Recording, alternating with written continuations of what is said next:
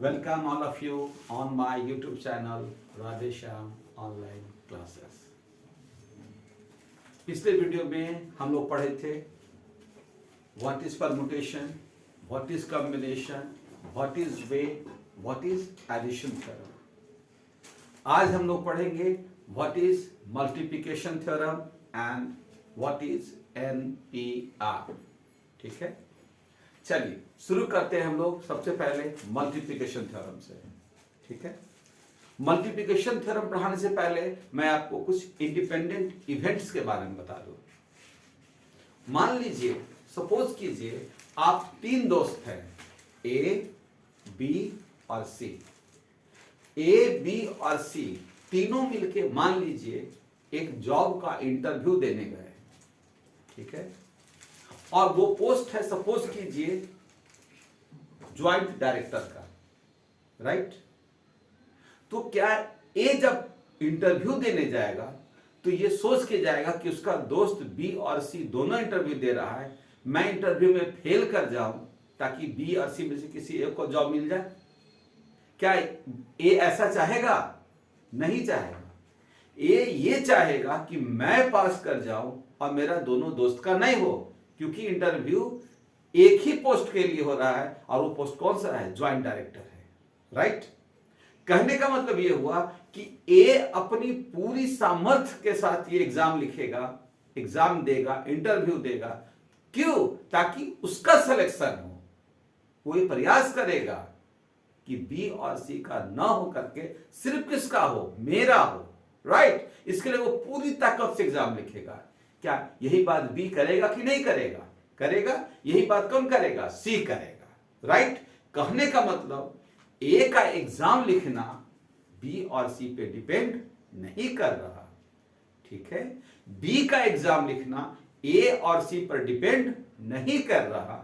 तो ऐसे इवेंट्स को हम लोग क्या बोलते हैं? इंडिपेंडेंट इवेंट्स बोलते हैं। ठीक है, कहने का मतलब E1, E2, E3 are such events that occurrence of E1 मतलब E1 का होना does not depends upon, depend नहीं करेगा the occurrence of E2 and E3, E2 और E3 के होने पर डिपेंड नहीं करेगा। ठीक है, पक्का हो गया। जैसे मैं आपको दूसरा एग्जांपल देता हूं, ध्यान से समझिए। मान लीजिए तीन घोड़ा रेस में दौड़ रहा है जी, तो हर घोड़ा अपनी ताकत के हिसाब से दौड़ रहा है जी। अभी तीनों में फर्स्ट कौन करेगा? गॉड नोज बेटर, बट तीनों अपना 100% पुट करता है रेस में। ठीक है, तो ये कैसे इवेंट्स है? इंडिपेंडेंट इवेंट्स है। ठीक है, तो थ्योरी क्या कहता है सीखिए। If E1, E2 are two independent events, तो मल्टीप्लिकेशन थ्योरम के लिए सबसे पहला कंडीशन है E1 और E2 को कैसा होना चाहिए? इंडिपेंडेंट होना चाहिए जी। पक्का? जैसे समझिए इस चीज को, आगे बात करेंगे इस पर। फिर कहता है E1 will occur by कितना वेज? M ways. E1 कितनी तरह से होगा? M वेज से होगा। और E2 will occur by कितना वेज? N ways. मतलब E1 काम M तरह से हो सकता है, E2 काम N तरह से हो सकता है। तो कहता है then total number of ways in which E1 and E2 will occur is M into N। ठीक है, अब इसको समझने का प्रयास कीजिए, ये क्या कहना चाह रहा है। समझिए, एक आदमी A से चल के B पर गया है और फिर B से चल के कहां गया है? C पर गया है। मतलब A से B पर जाना है और फिर B से कहां जाना है? C पर जाना है। क्यों? क्योंकि A से C पर डायरेक्ट कोई रास्ता अवेलेबल नहीं है, B पर हर हाल में जाना होगा, राइट। तो अब गौर से देखिए बाबू, सोचने का चीज है। हमारे पास दो इवेंट है। दो इवेंट कौन है? सबसे पहला इवेंट, एक आदमी A से कहां जाएगा? B पर जाएगा जी, पक्का। और तब B से कहां पे जाएगा? C पर जाएगा। कोई दिक्कत किसी को? कहने का मतलब पहला इवेंट कौन है? E1। E1 is an event, ठीक है, which relates A to B, जो किसको जोड़ता है, ए को बी से जोड़ता है। जोड़ने का मतलब जब हम ए से कहां जाएंगे, बी के ऊपर जाएंगे। ठीक है, अब सोचिए ए से बी पर जाने का कितने रास्ते हमारे पास है, 3 रास्ते हैं जी। ठीक है, वो कौन कौन से रास्ते हैं, चाहे ट्रेन से जा सकते हैं, चाहे बस से जा सकते हैं, चाहे बाई एयर जा सकते हैं, मतलब एरोप्लेन के सहारे जा सकते हैं। पक्का हो गया। तो कोई आदमी इन तीनों में से कोई एक रास्ता का इस्तेमाल करेगा, तरीका कितना होगा, 3। तरीका कितना होगा, 3। मतलब E1 go from A to B कितने तरह से, 3 वेज से। ठीक, अब मान लीजिए ये आदमी कहां पे आ गया, बी पे आ गया। अब इसे बी से कहां पे जाना है, सी पे जाना है। तो बी से सी पर जाने का 1 2 3 4 5 रास्ता है जी। ठीक है, तो पांचों में से कोई एक रास्ता से जाएगा। How many ways, 5 ways. आइए भाई, अब जरा समझिए आप लोग, बढ़िया से दिमाग ला के समझिए। बाबू अगर ए से सी पर जाना है तो बी पर आना मजबूरी है या कि नहीं है, मजबूरी है।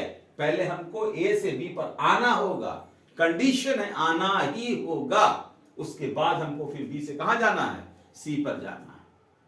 ठीक है, मतलब जब तक E1 नहीं होगा तब तक E2 का होना संभव नहीं है जी।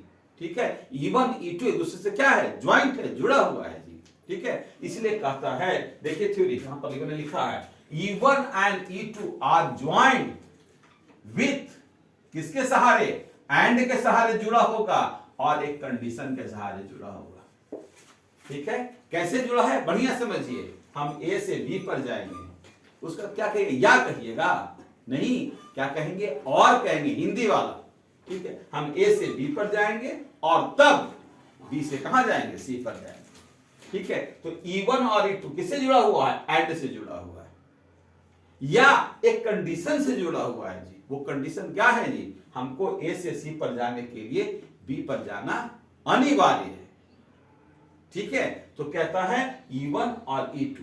अब समझिए गौर से, अगर मान लीजिए एक आदमी ए से बी पर एयर से आता है तो क्या जरूरी है अगला बार बी से सी एयर से जाएगा, वो कहीं से भी जा सकता है जी।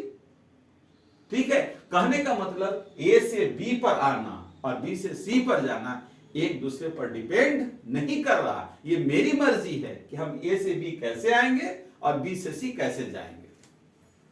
ठीक है, इसका मतलब E1 एंड E2 आर कैसा इवेंट, इंडिपेंडेंट इवेंट्स।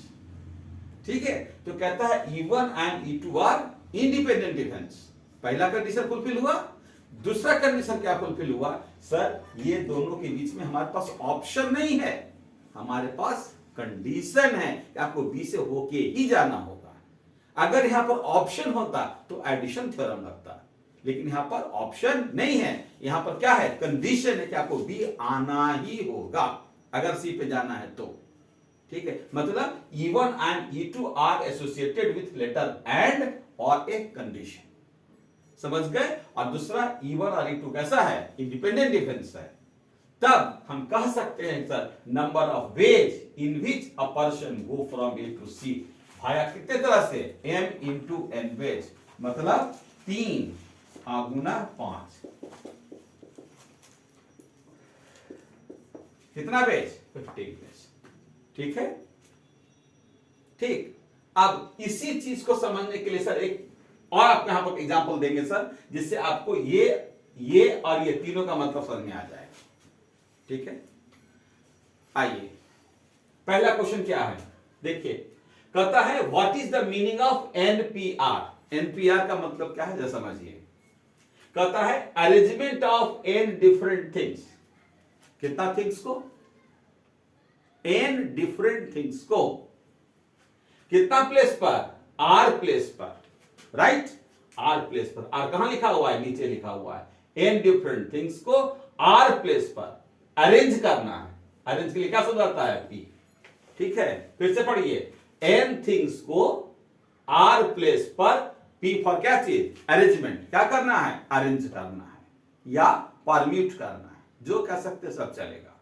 ठीक है, एनपीआर को आप ऐसे भी लिख सकते हो और NPR को ऐसे भी लिखा जाता है जी, ठीक है। NPR बराबर होता है n factorial divided by n minus r का फैक्टोरियल, ठीक है।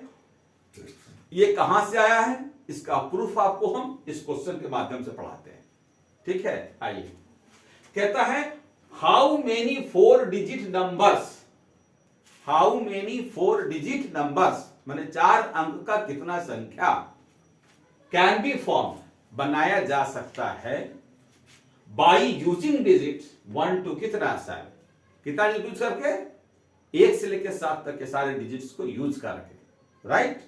अब when repetition is not allowed, repetition is not allowed का सीधा मतलब होता है जब आपने एक संख्या को एक बार यूज कर लिया है फिर उसको दोबारा यूज नहीं करना है, पक्का हो गया। आइए समझिए, सबसे पहले हम लोग इस प्लेस को भरते हैं, इवेंट क्या लिखते हैं, E1, ठीक। आइए शुरू करते हैं खेल। आप इस प्लेस पर भरना है तो इस प्लेस पर हम किसको रख सकते हैं, 1 को भी रख सकते हैं, 2 को भी रख सकते हैं, 4 को भी रख सकते हैं, 3 को भी रख सकते हैं, सबको रख सकते हैं, रख सकते हैं ना। माने यहां किसको किसको रख सकते हैं, 1 को भी रख सकते हैं, 2 को भी रख सकते हैं, 3 को भी, 4 को भी, 5 को भी, 6 को भी, 7 को भी। हाउ मेनी वेज, 7 वेज, पक्का क्लियर सब किसी को। जैसा मैंने प्रीवियस वीडियो में एग्जांपल दिया था क्या, कि एक 3 कलम हमारे पास है बाबू और एक लड़के को देना है हमको, हम ए भी दे सकते हैं, बी भी दे सकते हैं, सी भी दे सकते हैं, तरीका कितना होगा 3। लेकिन याद कीजिए मैंने पिछले वीडियो में क्या कहा था, कलम देने का 3 तरीका है लेकिन कलम देंगे कितना, 1, पक्का हो गया। ठीक उसी तरह से हम इस प्लेस पर 1 2 3 4 5 6 7 सातों को रख सकते हैं लेकिन रखेंगे कितना, 1, पक्का। और वे कितना होगा, 7, ठीक है। मैं अपने लैंग्वेज को फिर से समझा रहा हूं ताकि आपको और अच्छे से क्लियर हो जाए। मैं फर्स्ट प्लेस पर, ठीक है, हम इस प्लेस पर हम 1 से लेकर 7 तक किसी को भी रख सकते हैं। जैसे ये 3 कलम में से कोई भी एक कलम इस बच्चे को दिया जा सकता है, ठीक है। तरीका कितना होगा, 3, लेकिन कलम कितना देंगे, 1, ठीक है। ठीक उसी तरह से इसको बॉयज समझा जाए और इसको पेन समझा जाए, ठीक है। तो 7 पेन में से कोई एक पेन इसको दिया जा सकता है, तरीका होगा 7, लेकिन देंगे कितना, 1 पेन देंगे, पक्का हो गया। तो E1 कितने तरह से घटेगा, 7 वेज से, ठीक है। तो मान लीजिए सपोज कीजिए एक पल के लिए मैंने इस प्लेस पर 5 को एडजस्ट किया है, पक्का, ठीक। तो अब समझिए गौर से, अगर मैंने इस लड़के को पेन ए दे दिया है तो पेन कितना बचेगा हमारे पास, 2 बचेगा, ठीक है। ठीक उसी तरह से अगर 7 कलम हमारे पास है, पहला बच्चा ये है, अगर मैंने इसको 5 नंबर कलम दे दिया है तो अब मेरे पास कलम की संख्या कितनी बचेगी, 1 2 3 4 5 और कितना, 6। How many pens I have, only 6 pens, ठीक है। अब इस 6 पेन में से इस प्लेस के लिए कौन कौन एलिजिबल है, 6 का 6, राइट। हम 6 में से किसी को यहां पर रख सकते हैं, ठीक है। और वो तरीका कितना होगा, 6, ठीक है। I can put any number, मैं किसी संख्या को रख सकता हूं जी, ठीक है। कितनी तरह से रख सकता हूं जी, 1 2 3 4 5 और 6 तरह से रख सकता हूं, ठीक है। लेकिन रखूंगा कितना कलम, सिर्फ 1 कलम, राइट। कहने का मतलब E2 कितने तरह से होगा, 6 वेज से होगा। मान लीजिए इस बार मैं किसको एडजस्ट कर दिया हूं, 2 को एडजस्ट कर दिया हूं, ठीक। अब कलम कितना बचा मेरे पास, 1 2 3 4 5। कहने का मतलब जब इसमें भरने की बारी आएगी तो E3 को रखूंगा कितने तरीके से, 5 वेज से, एंड लास्ट वन E4 कितने तरीके से भरेगा, 4 वेज से, पक्का। कहने का मतलब हम फर्स्ट प्लेस पर मतलब 1000 प्लेस पर हम 7 तरह से भरेंगे, 100 प्लेस पर 6 तरह से, 10th प्लेस पर 5 तरह से और 4th प्लेस पर 4 तरह से, राइट। अब जरा दिमाग पर आप जोर डालो बाबू मेरा, सोचो क्या E1 5 भरने, जब मैंने E1 हैपेंड हुआ है और उसके बाद E2 हैपेंड हुआ, फिर E3 हुआ, फिर E4 हैपेंड हुआ है, तो क्या पढ़ेंगे E1 और E2 या E1 या E2? क्या यहां पर ऑप्शन इस्तेमाल हो रहा है? ऑप्शन इस्तेमाल नहीं हो रहा है जी, यहां कंडीशन इस्तेमाल हो रहा है। कंडीशन क्या? जब इसको भर लेंगे तब यहां जाएंगे भरने के लिए, राइट। जब ये भर लेंगे तब इसके पास जाएंगे भरने के लिए, ठीक है। ऐसा नहीं यहां पर हो रहा है कि भैया हम इसको भरेंगे चाहे इसको भरेंगे, यहां चाहे का कंसेप्ट नहीं है, ऑप्शन नहीं है, यहां पर हम दोनों को एक साथ काम कर रहे हैं, ठीक है। तो ऐसे कंडीशन में हमारा कौन थ्योरम यूज होगा? मल्टीप्लिकेशन थ्योरम यूज होगा, ठीक है। अगर ऑप्शन होता तब एडिशन थ्योरम, पक्का, ठीक। अब थोड़ा सा और समझिए बात को। कुछ बच्चे को कंफ्यूजन हो सकता है मेरे बात से कि सर हम कजोरी के पहले यहीं से भरेंगे। भाई मेरा कहीं से शुरू करो भरना, जिस प्लेस को तुम पहली बार फिल करोगे वो प्लेस कै तरह से भरेगा? 7 तरह से।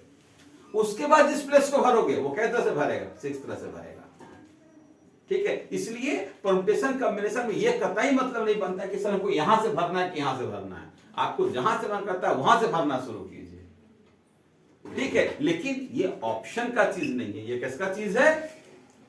एंड का चीज है। मतलब तुमको E1 भी करना है और E2 भी भरना है और E3 भी करना है और E4 भी करना है, तब तो संख्या बनेगा। संख्या बनाने के लिए E1, E2, E3, E4 सब एक साथ होगा। यहां ऑप्शन नहीं है, ऑप्शन रहता तो एडिशन थ्योरम, यहां ऑप्शन नहीं है, हम चारों काम एक साथ कर रहे हैं, दैट्स व्हाई मल्टीप्लिकेशन थ्योरम हो गया। तब क्या लिखेंगे? Total number of 4 digit numbers can be formed बराबर 7 into 6 into 5 into 4 हो गया। 7 into 6 into 5 into 4 पक्का हो गया। अगर मेरे को मन करता मैं ऐसा करूं, 3 2 1 से मल्टीप्लाई करूं और 3 2 1 से डिवाइड कर दो, क्या कोई फर्क पड़ेगा? कोई फर्क नहीं पड़ेगा, ठीक है। अब आइए बाबू मेरा, इसको क्या लिखेंगे? 1 से लेके 7 तक का प्रोडक्ट है 7 फैक्टोरियल, 1 से लेके 3 तक का प्रोडक्ट है 3 फैक्टोरियल। क्या इसी को लिख सकते हैं 7 फैक्टोरियल और 7 माइनस 4 फैक्टोरियल? देख लीजिए बाबू, समझ लीजिए। How many things you have? 7 things. n का वैल्यू कितना हो गया? 7, right. How many places I have? 1 2 3 4। क्या n माइनस आर लिखा हुआ है कि नहीं लिखा हुआ है? ठीक है, तो यही प्रूफ है n factorial by n minus r factorial का, ठीक है। जिसको मैंने थ्योरेटिकली नहीं पढ़ा है, वरना बहुत काम करना पड़ता मेरे को, मैं आपको प्रॉब्लम के माध्यम से समझा दिया ताकि आपको देर तक बात याद रहे, ठीक है। अगर इसी क्वेश्चन में कहता शॉर्टकट बनाना होता है, एक लाइन में क्वेश्चन बनाना होता, तो कैसे लोग डिस्कस करते हैं? मान लीजिए क्वेश्चन करता है यही 7 नंबर से आप 3 अंक का संख्या बनाओ, 1 2 और 3 अंक का, कितना संख्या बनेगा? यूं आंसर कर देंगे फट से। क्या थ्योरी क्या कहता है? n थिंग्स को p प्लेस पर, सॉरी n थिंग्स को r प्लेस पर p मैंने क्या करना है? सजाना है, right. Then how many things I have? I have 7 things, तो नंबर ऑफ थिंग्स कितना हो गया? 7।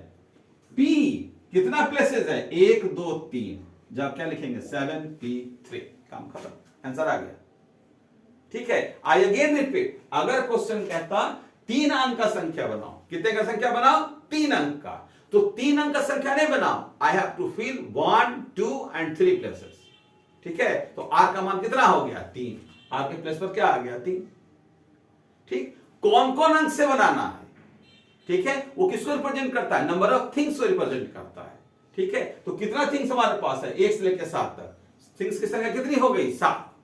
ठीक है, तो 7 कहां चलाया? ऊपर। ठीक है, और पी माने क्या? परम्यूट करना, सजा देना। 7 आदमी को 3 प्लेस पर जितने तरह सजा सकते हो उतने ही तरह से संख्या क्या कर सकते हो? बना सकते हो। सिंपल सा कंसेप्ट है। ठीक है, जब क्या लिखेंगे? 7p3। ठीक, अगर किसी बच्चे को इस वीडियो में समझने में कोई दिक्कत हो या कोई प्रॉब्लम हो, कोई कॉन्ट्राडिक्शन हो, कृपया कर कमेंट बॉक्स में कमेंट्स दें। ठीक, thank you for watching my channel.